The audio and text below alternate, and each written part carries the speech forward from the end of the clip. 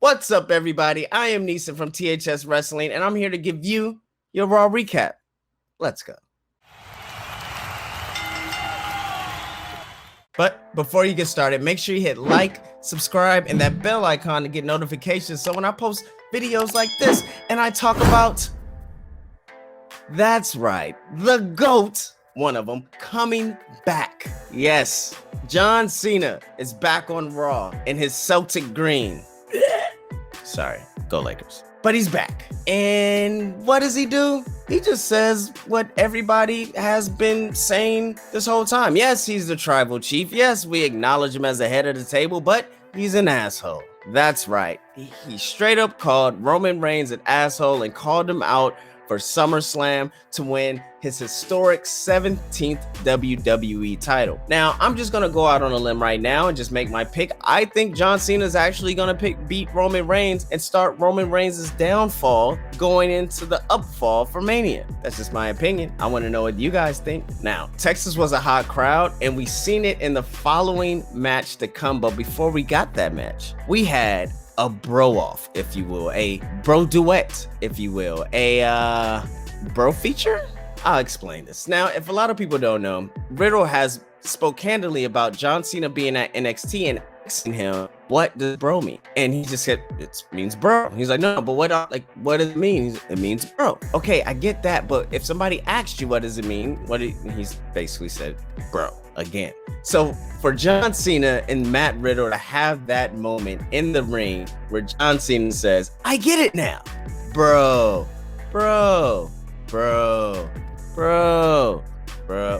and then they bro it out. Riddle was a made man. I've said this before and I'm gonna say this again. Riddle holding a main title in WWE by the end of the year is not a far out concept. I think it's more reality than not, guys. John Cena just gave him the handshake, the elbow rub, whatever you want to call it, and walked out. Incredible. Now we get a triple threat match with the Viking Raiders and Matt Riddle versus the Raw Tag Team Champions, AJ Styles and Omos, and the Moises of the Moist, the drip of the drip, John Morrison. The match was really hot. Now, last night, I didn't expect the Viking Raiders and the Raw Tag Team Champions to have such a banger match, but this was a banger match as well. And I think everybody is so amped because of crowds being back and crowds being hot. So now, next week, we're going to get the Raw Tag Team Champions having to face the Viking Raiders again in a rematch for those titles. Do you think the Viking Raiders will actually squeak out the win and hold the titles, or we're going to move on to AJ Styles and Omos holding those titles going into SummerSlam, walking into Allegiant Stadium with 50,000 people going nuts, standing across, hopefully, from RK Bro. Let me know what you think in the comments. You know, I told you guys, I'm always in the comments, so let me know what you guys think. We have to have it. We have to have the come to Jesus moment. The moment of clarity. What is really going on? Do we really think that Jason Riker is over? Now, I've said this in past videos. I don't think he's over. It doesn't look like you think he's over. And then he comes out and he gets booed and people are literally booing him, but they're piping in crowd. I get he's a veteran, but he's just not that guy. He's not that guy, pal. He's not that guy. So what do they try to do? They try to give us a Symphony of Destruction match where they could basically beat each other up with instruments like the Braun Strowman and Elias one did. That was a banger. They even had a callback to it with Elias now beating someone else with a cello rather than getting beat with the cello. But Jason Riker wins, and it still didn't get him over. I don't know what they're trying to do, but this ain't it. He's not that guy. Just turn him heel at least. Now, I do want to say we are looking like we're going to get Mansoor and Ali as a tag team, which I think is phenomenal. And being Ali as a veteran and Mansoor as the up-and-comer, and they could form this tag team and possibly add some light to the tag team division. I am all for this, but what I am not for is WWE getting rid of tag teams. I don't know, like Everrise. I don't know, like Breezango, just to make makeshift tag teams. Guys, these are real tag teams that are really good. Just have them be tag teams and don't release them. And then that way we can have single stars be single stars. So then we have the coronation of the queen, the opportunity, Charlotte Flair, standing in her best dressed Sasha Banks impersonation. Yes, the boss, the blueprint, the GOAT, the standard, the queen of the cell, the DDT Mandalorian, ESPY award winner, Sasha Banks. So Charlotte continues to say how there's a difference between being an opportunist and an opportunity. Rhea Ripley is an opportunist. She takes the page out of the book, and then the opportunity makes the book that has the pages in it, and then they read the book, and then the cast, I don't know. Look, she basically said she could beat Rhea anytime, any day. If Rhea comes out stoic, mad because she lost, rightfully so. She lost because she basically got her knee bent up against the stairs. Should have been a disqualification. You talk about Bianca Belair's hair whip needs to be a disqualification. Using the stairs should be a disqualification. Justin at the Wrestling Classic. Anyways, guys, back on subject. Sorry. Whew. It's hot in here. Trying to get through it. Had to cut my AC off to record this. Rhea Ripley says, beat me tonight. Charlotte Flair says she declined. So Scrap Daddy Adam P. McMahon and the Daddy Sonya Deville comes out and says, yes, you may have won the title 11 times, but it is time for you to defend that tonight. No questions asked. So that is our main event. It is locked, set, match, stepped, and we're going. This Raw felt like Raw after Mania. The energy was hot from top to bottom. We had surprises, stars, surprises, this, that, bah, bah, bah, bah. And when I say bah, bah, bah, bah, I'm talking about bask in his glory. Yes, that is right. Keith Lee, whoop, whoop. Keith Lee, whoop, whoop. The Limitless One answered Bobby Lashley's open challenge. Now, Bobby Lashley came off of destroying Kofi Kingston, and I think there's a long story being played here with Big E winning the Money in the Bank. He could now cash in on Bobby Lashley. I don't know, maybe the Raw after SummerSlam?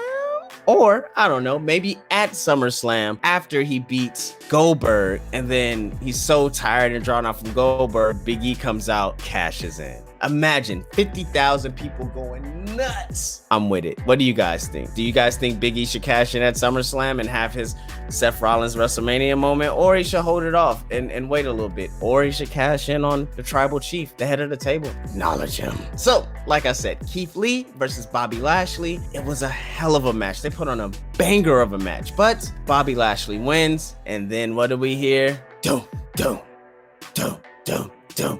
We get the fireworks, we get the smoke, we get all the things, the pyro, da-da-da.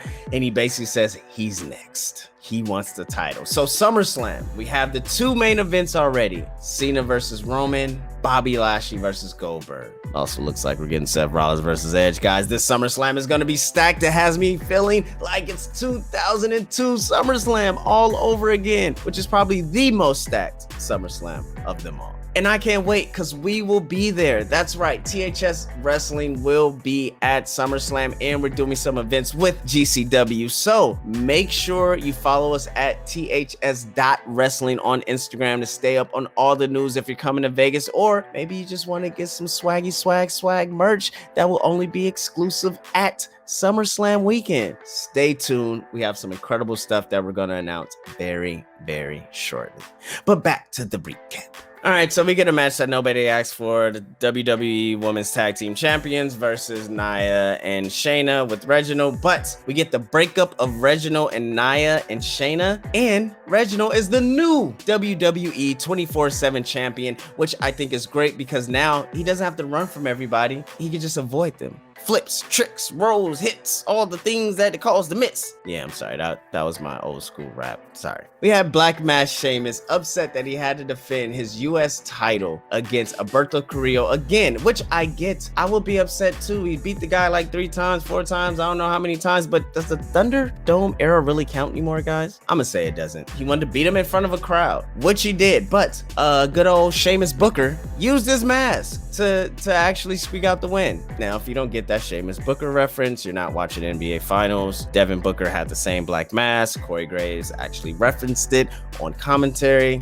I'm just interested to see what the US title picture is going to look like. I really want them to establish it as a main card title. They have a lot of talent on Raw now. Let's have some of that talent go for that main card. So if you guys watch our show on Sundays, Sunday 7 p.m. Pacific, 10 p.m. Eastern, that wrestling show on YouTube, I talk about Karrion Kross and how I feel he does not fit in NXT, that he should be on the main roster sooner than later. Well, it was his Raw debut against the legend Jeff Hardy, with Jeff Hardy coming out to his old music, dun, dun, dun, dun,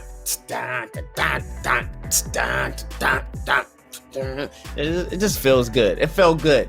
Not only did he come out to his old music, he got the win. Yes, I thought this was genius of them. Karrion Kross is a heel. The whole arena booed him. This is fantastic. This is where we're going. We are back with the rematch at the main event with Rhea Ripley versus Charlotte Flair for the WWE Women's Raw Championship. It was a good match at the top, selling the knee, but the champion gets smart and says, you know what, I don't need this. I can just take a count out. I can just give me my title. I'm going to walk and take a count out. Championship's advantage. Rhea says, I'm going to hit you with this title and get disqualified so I can still keep my title. You can have the win. I'm just going to keep my title. And that's what happens, but Rhea doesn't let it go. She beats the hell out of Charlotte. And guys, just like on a Raw after Mania, we got to cash in. That's right. Nikki, almost the superhero Cross, is a WWE Women's Champion. Think about what you want about the gimmick, but I will say this. Anyone that fights for what they believe in and fights for their idea and fights for the opportunity and a shot for that idea and actually gets that opportunity and shot and actually succeeds in it, you could do nothing but applaud. We knew what Nikki Cross was back in NXT. We knew what Nikki Cross was when she was with Alexa Bliss and she was a tag team champion. We always knew what Nikki Cross was. Now, I feel the world gets to know not only who Nikki Cross is, but what almost a superhero is. That's it for your Raw recap. I am Neesin. Please make sure you follow THS.wrestling on Instagram for all your wrestling news. You can follow me directly right here. Stay Fly Life. Slide in my DMs to talk the great sport of professional wrestling. And make sure you tune into that #show.com for everything trending in geek pop culture. Bye, Tegan. See you on Friday, Tegan.